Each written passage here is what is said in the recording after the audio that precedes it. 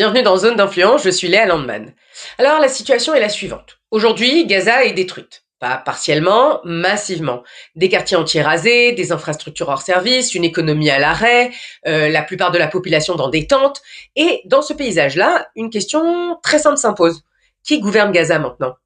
Avant le 7 octobre, la réponse ne faisait pas de débat. C'était le Hamas. Pas seulement parce qu'il avait des armes, mais parce qu'il contrôlait le civil.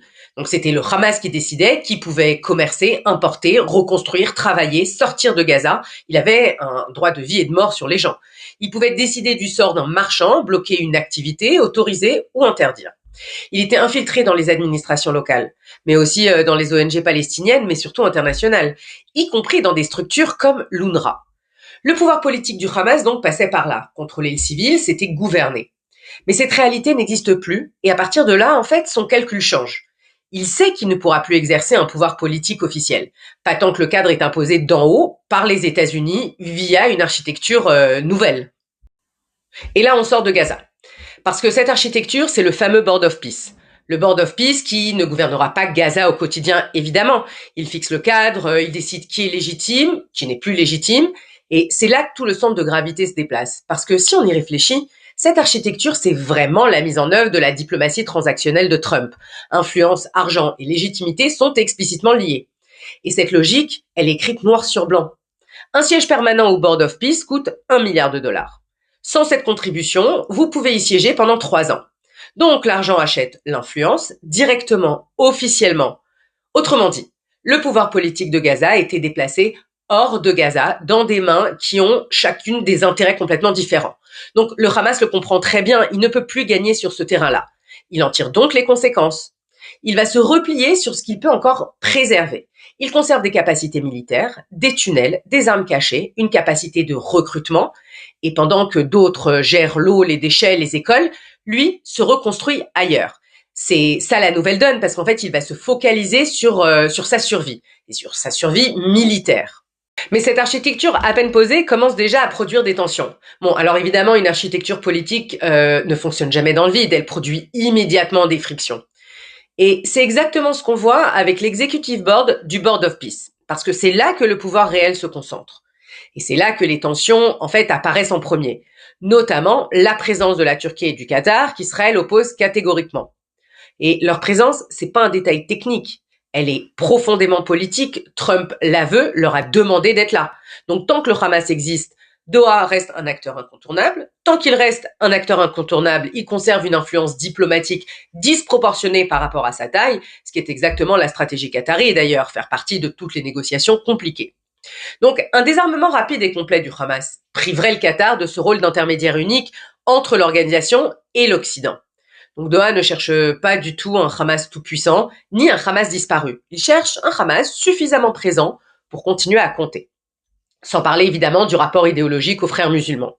Alors pourquoi la Turquie tient-elle tant à être là? Parce que Gaza, au-delà de la Syrie, c'est son point d'entrée dans le Levant. Parce que la Turquie poursuit une stratégie d'expansion régionale. Et parce que le Hamas est une branche des frères musulmans, un courant idéologique qu'Ankara évidemment soutient depuis des années. Vu de Jérusalem, la lecture est beaucoup plus sèche. Israël ne veut pas d'acteurs qui voient le Hamas comme un interlocuteur légitime à préserver, ni d'ailleurs des acteurs qui parlent toute la journée d'Israël comme un ennemi. Israël veut une architecture qui mène, en fait, au désarmement du Hamas, d'où les tensions ouvertes autour de la composition de l'executive board, avant même que le dispositif ne soit pleinement opérationnel. Maintenant, descendons d'un étage.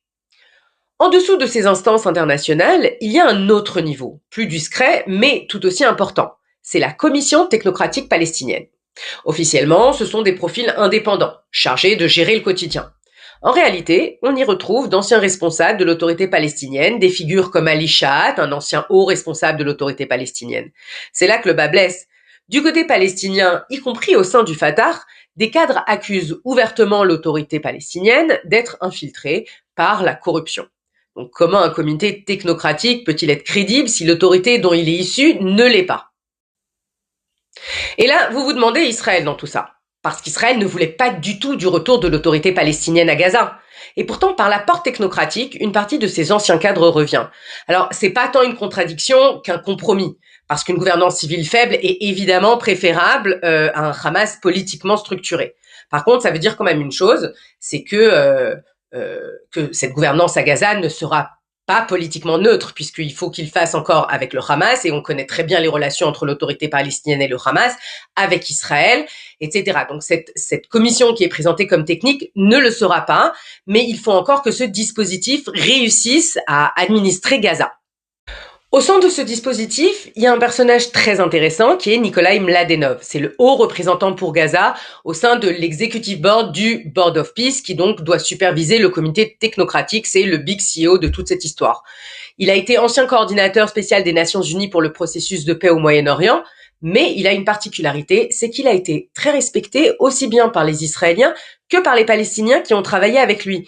Il aime la région, il connaît les lignes rouges, les blocages, les illusions aussi. Et aujourd'hui, il évolue dans un cadre régional nouveau, notamment lié aux Émirats, puisqu'il dirige leur académie diplomatique.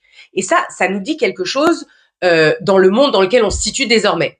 Un monde post-processus de paix classique, mais un monde des accords d'Abraham, un monde d'arrangements fonctionnels, pas de solution définitive ni immédiate.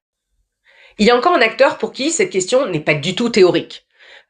Comme pour Israël, aucune structure ne peut fonctionner sans tenir compte de la géographie. Je parle évidemment de l'Égypte. Et c'est là que l'Égypte redevient incontournable. Parce que pour l'Égypte, le Hamas, c'est pas du tout une abstraction idéologique, c'est vraiment une expérience sécuritaire directe. Le Hamas, c'est une branche des frères musulmans que le Caire combat. Il a été impliqué dans des trafics d'armes vers le Sinaï, dans des interactions avec des groupes djihadistes liés à Daesh, toujours dans le Sinaï, dans une dynamique de déstabilisation que l'armée égyptienne a mis des années à contenir. Donc pour l'Égypte, un Hamas réarmé à Gaza, c'est pas un sujet palestinien, c'est un sujet égyptien. C'est une menace à sa frontière. C'est pour ça que l'Égypte accepte d'ailleurs une gouvernance technocratique faible. C'est pas par idéalisme, c'est par calcul. Mieux vaut un civil fragile, évidemment, qu'un Hamas structuré et armé. Et c'est pour ça que le comité technocratique se réunit au Caire. Parce que le message est clair. Gaza ne se gouvernera pas sans l'Égypte. Et maintenant, regardons les conséquences. Concrètement, qu'est-ce que ça change? Pour les Gazaouis, ça veut dire une chose simple. Le pouvoir n'est plus là où ils vivent. Les décisions se prennent ailleurs. L'administration du quotidien existe, mais sans perspective politique claire. On gère, on répare, on distribue, on reconstruit, mais on ne construit pas quelque chose qui peut ressembler à un projet. Et pour les Palestiniens, plus largement, Gaza entre dans une logique de gestion internationale. Pas de solution politique immédiate, pas d'horizon, relativement. Donc la vraie question, celle qu'on évite, c'est celle-là. Est-ce qu'on peut vraiment construire une économie viable à Gaza ?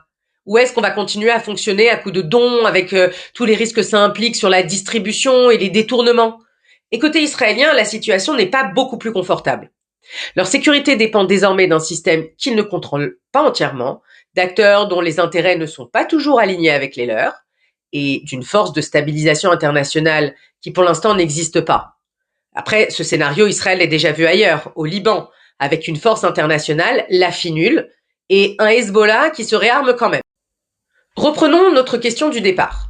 Qui, au final, gouverne Gaza aujourd'hui?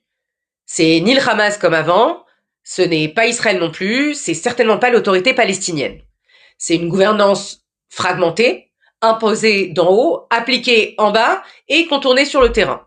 Alors ce qui a changé quand même depuis le 7 octobre, c'est pas seulement l'équilibre militaire, c'est le déplacement du pouvoir politique hors de Gaza. Et tant que ce pouvoir restera éclaté entre structures internationales, gestion civile fragile et coercition armée, Gaza restera gouverné sans être réellement gouverné, et l'idée d'un État palestinien semble être bien plus éloignée. Vous venez d'écouter Zone d'influence, on se retrouve la semaine prochaine.